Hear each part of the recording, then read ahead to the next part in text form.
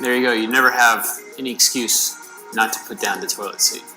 Hi Skillshare, my name is Edward Bowman. I'm one of the founders and Chief Strategy Officer here at Noun Project. So the Skillshare class I'm teaching today is called Kind Signs, using pictograms to create action. So the class is going to be broken down into 4 sections. The first section, we're going to learn about the basics of visual communication and semiotics. The second section, we're going to start concepting your sign. The third section, we're going to jump into Illustrator and start creating the pictogram. And in the fourth section, we're going to show some really simple DIY tips and tricks on how you can bring this sign out of the digital world and into the physical world. For those of you who don't know, Noun Project is a crowdsourced visual dictionary of over 160,000 pictograms that anyone can download and use. We help people visually communicate information. The fact that this rudimentary form of communication is still relevant in today's highly technological world is really fascinating to me. And today, we're going to be using that language as a force for good, and we're going to have fun doing it.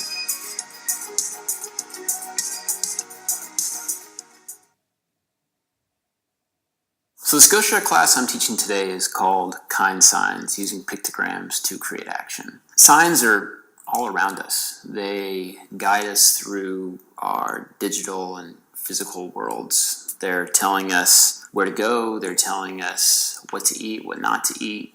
They literally serve as a wayfinding system for our lives. And today, we are going to be using this medium to shape our own actions and the actions of those around us. So the class is going to be broken down into 4 sections. The first section, we're going to learn about the basics of visual communication and semiotics. The second section, we're going to start concepting your sign. The third section, we're going to jump into Illustrator and start creating the pictogram. And in the fourth section, we're going to show some really simple DIY tips and tricks on how you can bring this sign out of the digital world and into the physical world. In terms of skills that you're going to learn about icon design, you're going to learn about vector illustration, and you're going to learn about some of the basics of visual communication. In terms of prior knowledge that you're going to need to complete this class, you're going to want to have a basic understanding of Adobe Illustrator. And if you don't have that, no worries. I've put some classes in the resource section that can help you get up to speed on where you need to be. So one of the great things about this class is that it shouldn't take you too long to complete. Just jump in, and it should only take you around half an hour, maybe at most 2 hours. And then finally, and most importantly, you should want to take this class if you want to change something about yourself, which I would think that all of us probably do, right? Creating a pictogram that can serve as a catalyst for that change is a great way to make that change a reality. So let's get to work. So I wanted to start off and talk about why it's important to communicate information visually through pictograms. I think a good way to think about the power of visual communication is to think about the most important information that you encounter on a daily basis, and that's health and safety information. And that information is almost always communicated visually through a pictogram. And that's because these little images can make a huge impact. They're incredibly powerful. Pictograms can communicate information faster than words can. Just look how fast this image on the left communicates caution, don't fall down the stairs, as opposed to all this text on the right. These images can communicate an idea in a blink of an eye. These pictograms can also communicate information in a universal way that everyone can understand. So if you wanted to communicate choking hazard, you could use one symbol, or you could use 10 different languages. I like to say that words divide, but images unite. And finally, just like when a word is legitimized by its acceptance into a dictionary, when you create a new symbol for an idea, it is a memorializing act that signals to those around you that that idea is important. It literally allows people to see that idea in a new light. Because These pictograms can communicate information in a blink of an eye because they can communicate information in a universal way that everyone can understand. And because they can increase understanding and awareness around a certain subject matter, it's no surprise they become pervasive in our society. And they're used in many applications, especially street signs. So in order for you guys to create a sign that clearly communicates an idea and shapes people's behavior, we need to first talk about how we extract meaning from signs. And so the study of signs is called semiotics. When I say sign, everything can be considered a sign. Everything from like a thumbs up to the wink of an eye to like a smile to like a pain in your hip to an emoji. All those are considered signs. The philosopher Charles Sanders Peirce, who is one of the fathers of the field of semiotics, he said that a sign is something that stands to somebody for something in some respect or capacity. He also came up with a triangular model that broke down a sign into its separate components.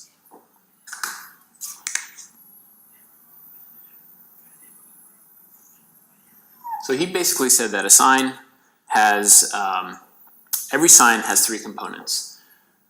One is the representative. The other is the object.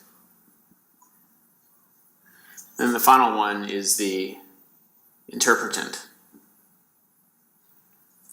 So the way this diagram works is that the representative is the physical manifestation of the sign itself. So if we take the example of a stop sign, the representative of a stop sign would be the red piece of sheet metal that's standing on the side of the road attached to a post. It is the physical manifestation of the sign. The object is the concept or the idea that the sign is referring to. So in this case, it would be the concept of stopping, of slowing your speed or halting your speed so you stop.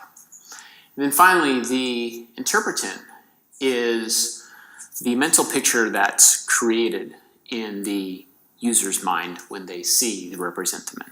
So in this case, it would be a driver seeing the sign and knowing to stop at the dotted line. And he came up with three different ways that a representative can refer to the object it's representing. And these are an iconic sign, a indexical sign, and a symbolic sign. So an example of an iconic sign would be where a sign physically resembles the object it's referring to. So an example of that would be the gas station symbol, right? You driving down the road and you see a gas station symbol on a sign and you know there's a gas station ahead. And it transferred that meaning because there's a physical resemblance between the gas station symbol and what a gas nozzle looks like. The second type of sign is an indexical sign, and that's where there is a causal relationship between the representative and the object it's representing. So an example of that would be smoke.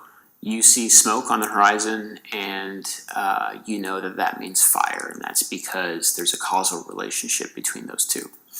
And then finally, the last one is a symbolic sign, and that's where the relationship between the representative and the object is completely arbitrary. So an example of that would be like the radiation symbol. There's no reason that particular symbol was chosen to represent radiation. We were just taught at a very young age that that symbol meant radiation. Words are also an example of a symbolic sign. It's the reason that in English, cat is the word for a four-legged feline pet, but in Spanish, the word is gato, right? There's just a completely arbitrary relationship there. For our brief exploration of semiotics, you're going to want to know that anything can be a sign. You're going to want to know that a sign can be broken down into these three components. And then you're going to want to know that there's three ways that you can get the representative to refer to the object. And that's through iconic sign or an indexical sign or finally a symbolic sign. So for today's class, we're going to slightly alter this diagram. We're going to change the representative to sign. We're going to change object to location. And we're going to change the interpretant here to action. So you see a sign, you see a pictogram in a specific location. It creates a mental picture in your mind, and that inspires you to take a certain action. What I want you guys to do is to work backwards here and think about what type of action do you want to change. This can be something as small as putting away your cell phone at a certain time. It can be something as big as quit smoking, right? This is totally up to you guys. Have some fun with this. So you have an action in mind that you want to take. Where do you want someone to take that action? Think about the location where you want that to happen. And then think about the pictogram that is going to set off this whole reaction.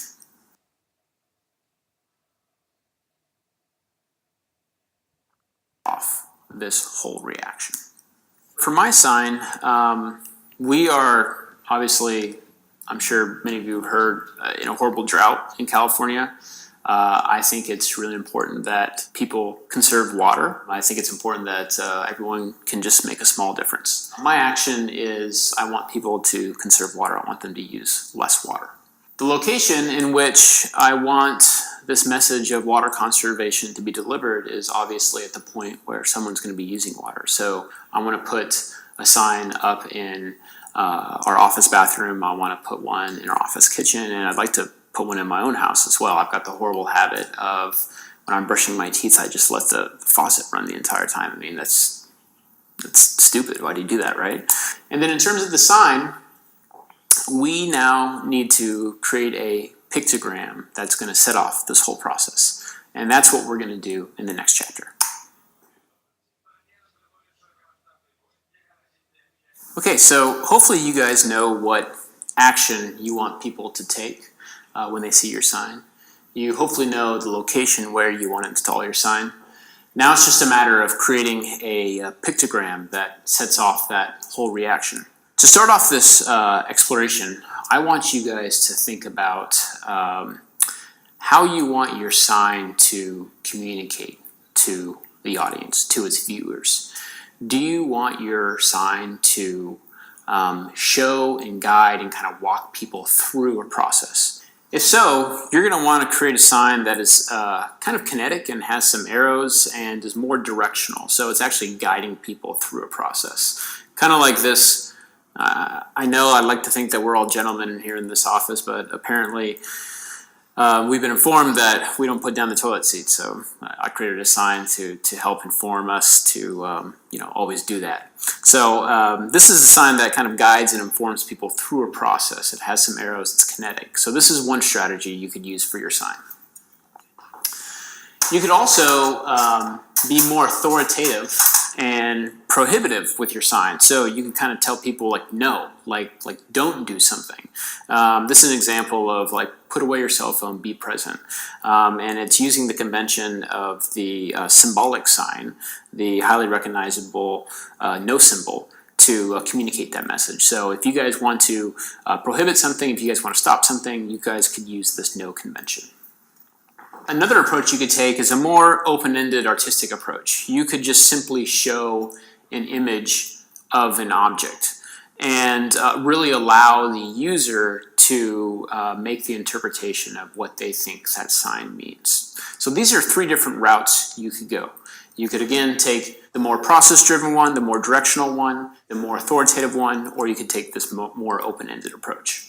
So keep in mind that whichever route you choose, the location of where you place your sign is going to influence the meaning of that sign. So for example, this very kind of open to interpretation gift sign, it's going to read completely differently if it's on a computer, for example. People are going to read that as that computer is a gift. It would read very differently if this sign is placed above our office, for example, on one of the rafters. Maybe people look at that and they think, every day that they get to create something is a gift, or maybe they should be thankful, or a subtle reminder that when you're designing, you should always try to delight and surprise your users. Keep in mind that, again, everything is a sign, and because of that, when you put your sign in an environment, it's going to be combining with the signs around it to create a new sign.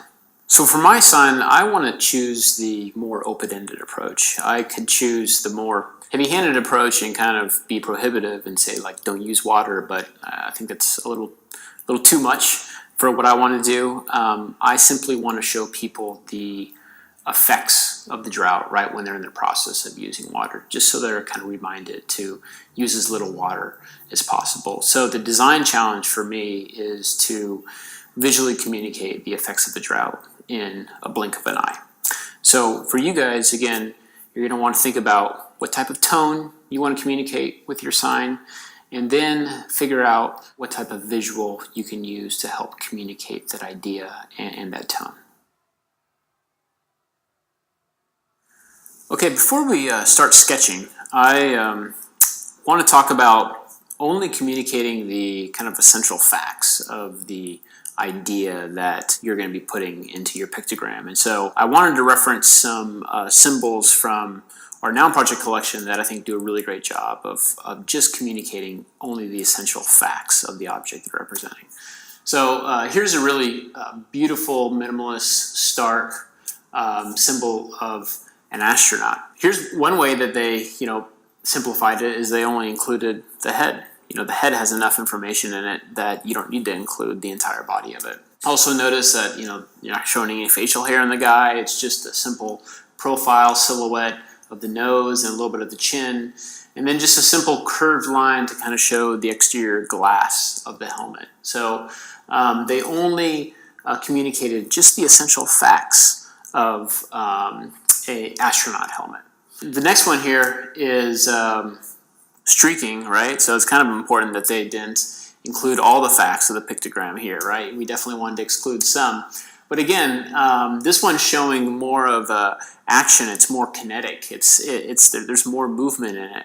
It's a more illustrative type of design. So this is one kind of technique that you guys can use for your pictograms, is to really make them come alive. But even though that they're moving, they're still incredibly simple. Just look how these are just like a few lines, a little bit of negative space here, and then the clothes are just like simple geometric shapes, but it all comes together to create a really great composition. This one here, again, just incredibly simple. It's just welding. There's not even a line to kind of show this exterior of the welding glass here. It's just a rectangular negative space. Because it's kind of positioned where it does a great job of communicating the glass of a welding shield. And then there's not even showing the flame of a welding torch, just simply showing a series of dots to represent kind of the sparks flying up. So again, this is just so incredibly simple.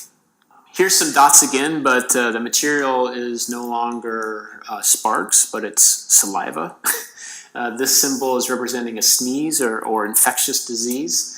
And again, just so simple. You kind of have these black balls here, but then when they cross over onto the darker shape, they turn into negative space. This symbol here is for hackathon. And so when we were creating the symbol for hackathon, we were analyzing kind of what are the essential elements that go into a hackathon. Well, there's usually more than one person performing the hackathon. They're usually on computers. They're usually solving a problem. And one of the more important things is that it's in a condensed period of time. And so we try to communicate all of those facets in this design: multiple people, a computer, and time, all in one simple composition. And then lastly, we have a symbol here of a hobo. And again, it's just incredibly simple. No polka dots on the knapsack. It's just one simple line with an elliptical shape here in the motion of walking.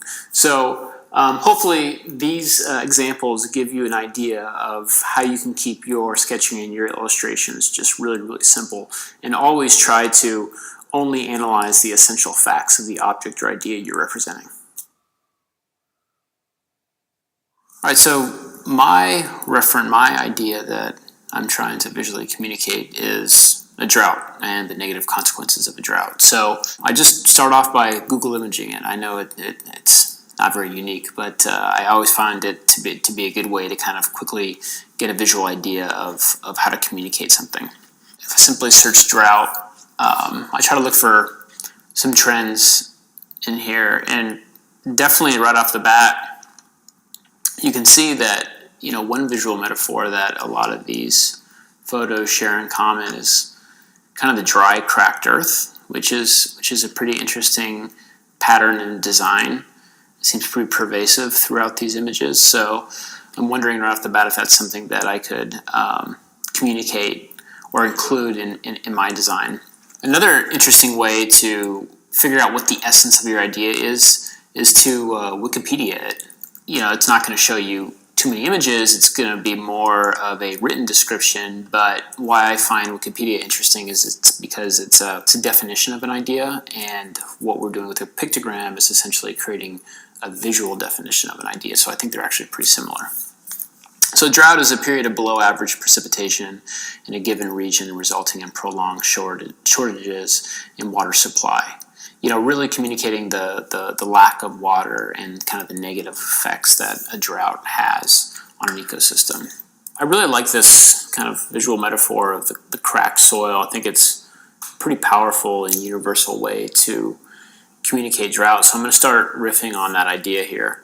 I got my pencils here. I like sketching with a whole array of different pencil weights. I feel like it allows you to create more dynamic sketches with a lot more depth and texture. So I'd recommend just buying a set. They're not very expensive at your local art store. I always start sketching. I like using like a dotted notebook because it helps me to create some grids really quickly and lay out some thumbnails.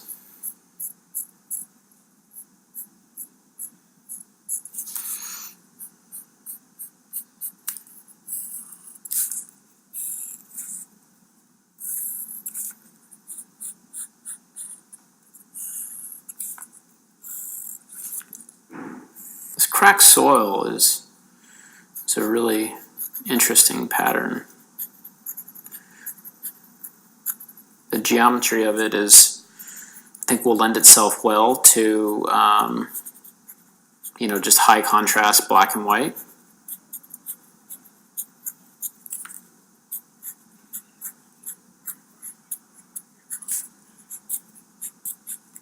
We're probably going to want to show it not just a top-down view, but we're probably going to want to show it, in perspective a little bit. So half of it, cracked soil, and the other half sky. Maybe we can put something in that sky.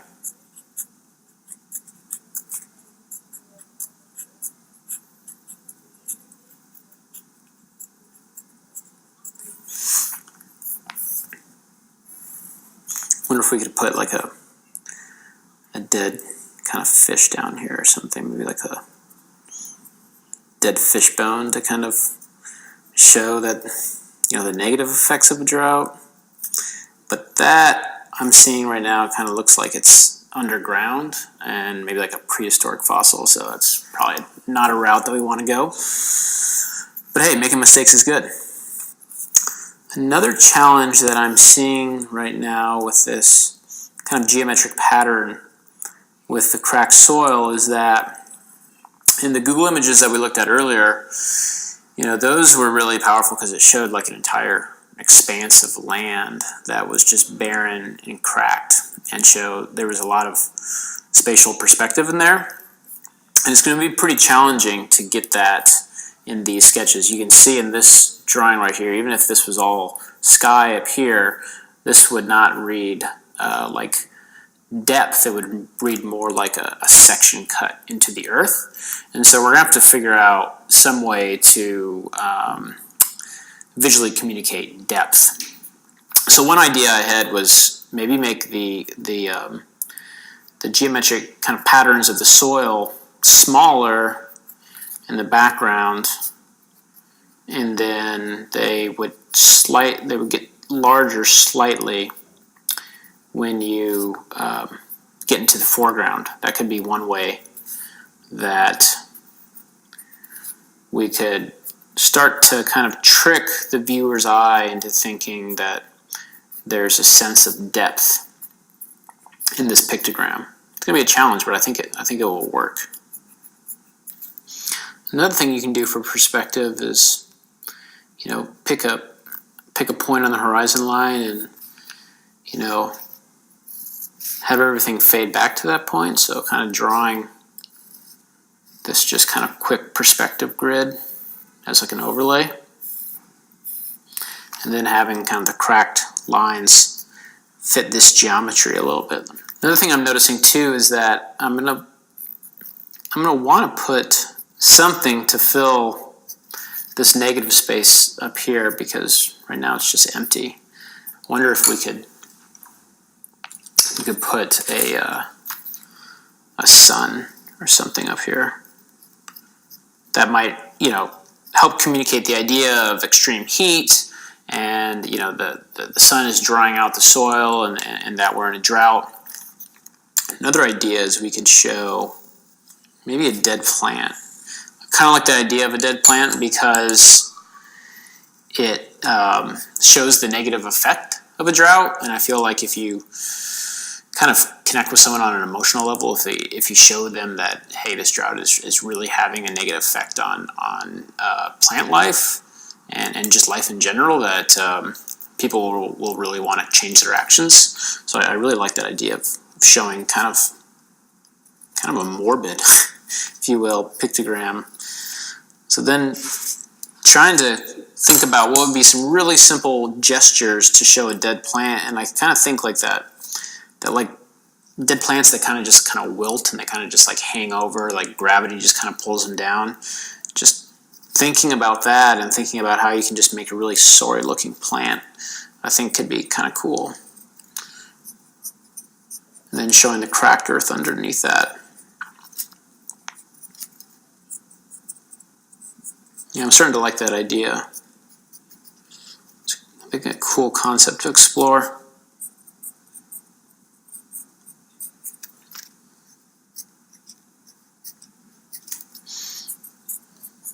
And again, showing the crack pattern smaller in the background and larger in the foreground is going to be important. Yeah, so I really like these two thumbnails down here, the sun and the dead plants. And so I'm going to refine these a little bit more here in the sketchbook. And I think it's always good to do as much work in the sketchbook as possible, because it's easier to work out the proportions and the kinks and the problems you're going to encounter when you're working with paper and pencil, in my opinion, than when you're working with pixels online. I just feel like that's a more difficult medium, and it's not as fluid as paper and pencil. So I'm going to create kind of a higher fidelity sketch here, take a photo of it, and then we can kind of start using that as a framework and a foundation for when we start working with it in the digital world. This sign again is 6 by 6 inches with a 1/2 inch radius, so I want to draw the exterior of this sign now. So I'm going to start by just drawing a circle here, and I'm going to copy the circle into every corner here to get the correct radius, and just draw a rectangle to form out.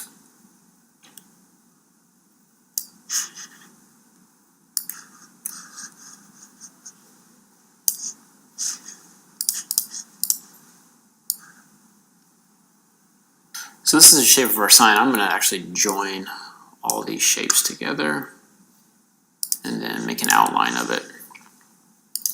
Now I want to add an 1/8 inch kind of dark line around the exterior of it. So if we know that each square here is a 1/16 of an inch, then if you want an 1/8 inch line, then it's just going to be 2 of these cells. Again, this is a really nice thing about working on this grid.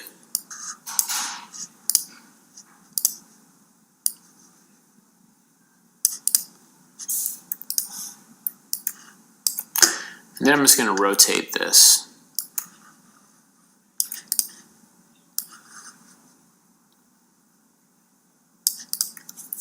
Then I'm just going to do an arc to connect the two. I'm going to need to do that at an 1/8 inch line. And then I'm going to need to obviously turn this around.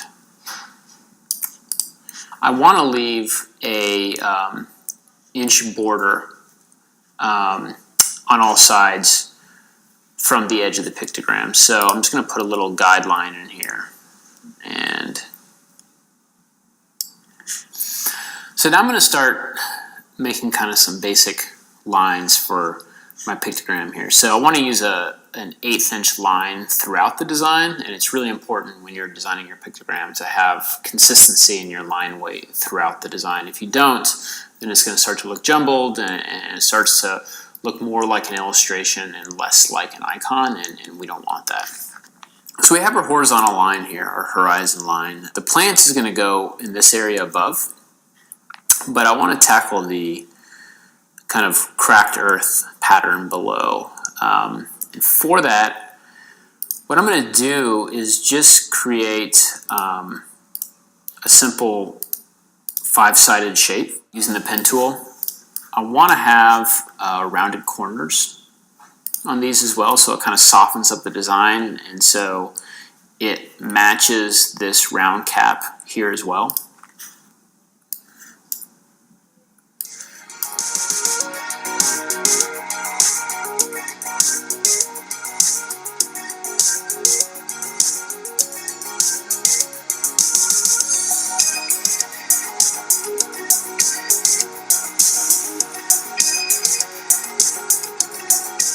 One thing I'm noticing is that we're not going to be able to have a design where we just have a hard line here, obviously, because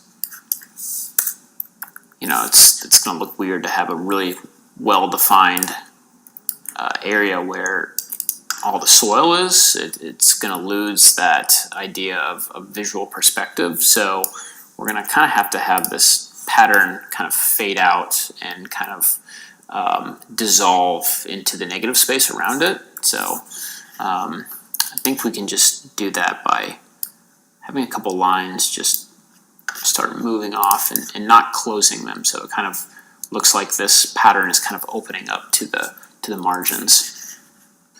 So it's that first row, and again I can probably make some of these smaller because I zoom out and that still reads pretty well when that design is at a smaller scale. So I'm going to make some of this negative space in here a little bit smaller by adding some lines, because again we want this to read like it's really far off in the distance. And starting the second row now, I'm going to want to begin to make these geometric shapes a little bit bigger, not by much though. Got to really keep that illusion of depth.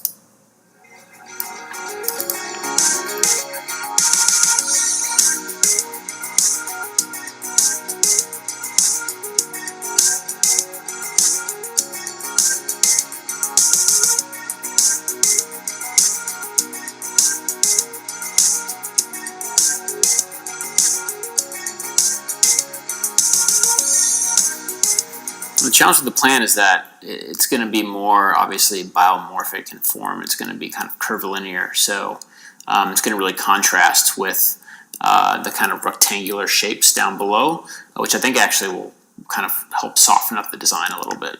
Now everyone's got like a different style for drawing curves in Illustrator. I like to just think of the way the curve eventually is going to end up, and I like to kind of think about how many vector points there are going to be in that curve. So I kind of have the general shape mapped out, and I know that there's just going to be 4 vector points. So I just create those 4 vector points. So I'm not so concerned about where they're placed. I just get them down on paper, and then I go in and place them with more detail, and then start to smooth them out.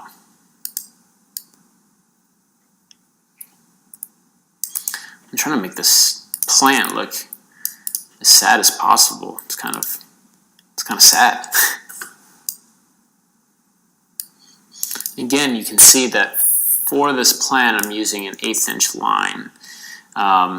You got to have that cohesion throughout your design when you're creating a pictogram. If not, it just begins to fall apart and it doesn't look as professional. So again, try to keep your line weights consistent throughout the design.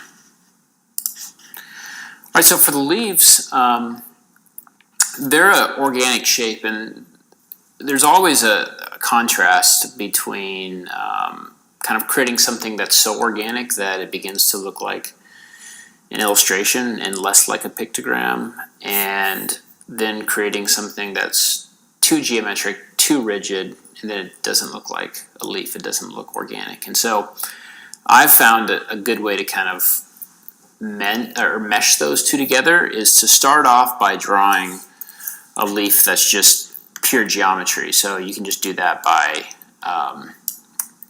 drawing a circle, and then actually that's too big of one here. Let me shrink that down a little bit.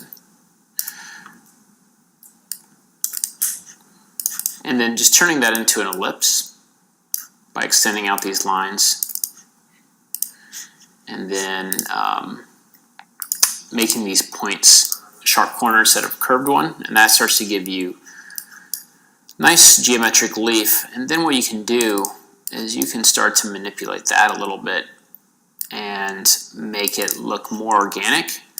And I feel like because you're starting from pure geometry, it still kind of holds that nice pictographic quality to it.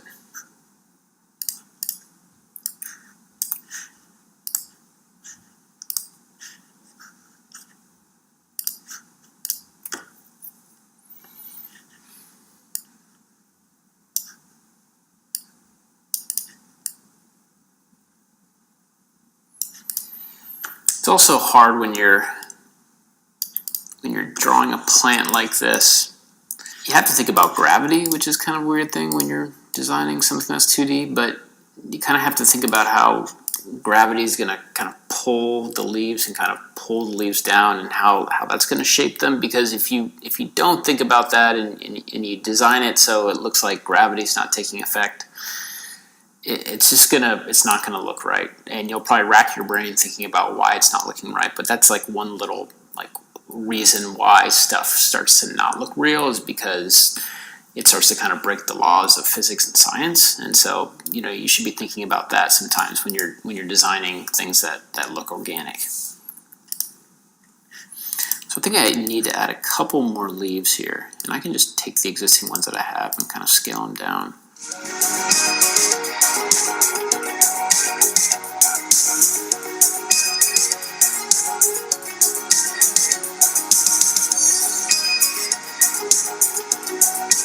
So we have this beautiful design here. It's communicating a really cool message. Let's figure out some ways that we can bring it to life and bring it into the physical world and actually get people to start using less water.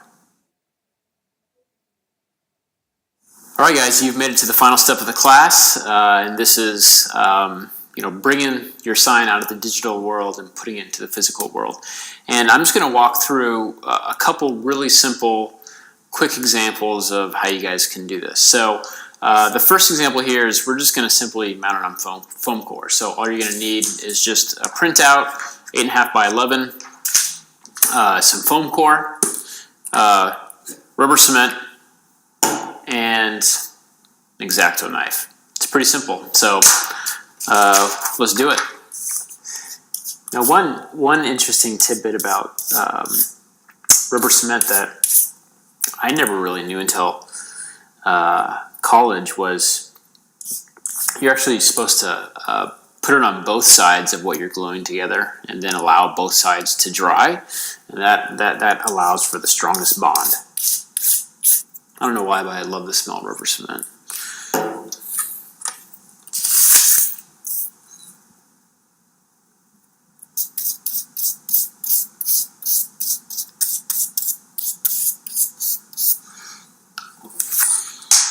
So you want both of these to dry. I know it seems counterintuitive. You'd see that you'd want the rubber cement wet, but you actually want it to dry. All right, so once the rubber cement is dried, just simply place it on here. Give it a couple good rubs.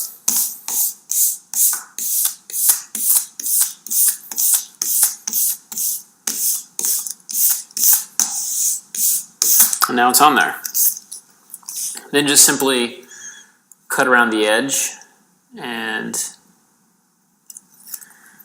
you'll have yourself a pretty professional looking sign.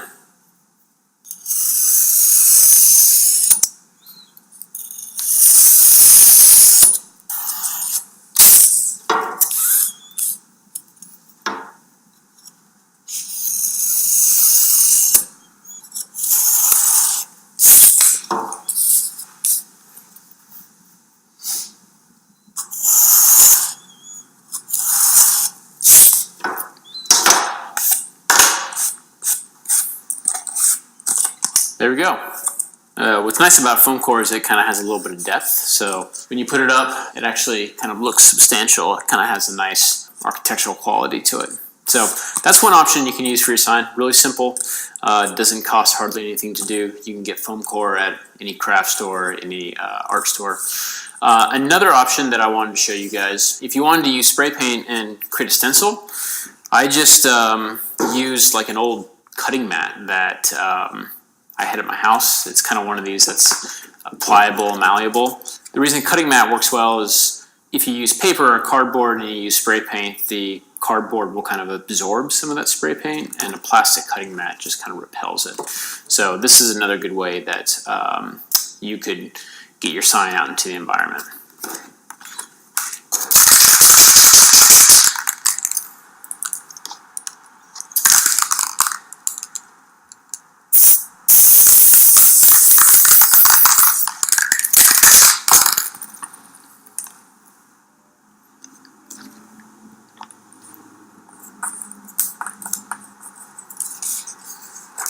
There you go. You never have any excuse ever again not to put down the toilet seat.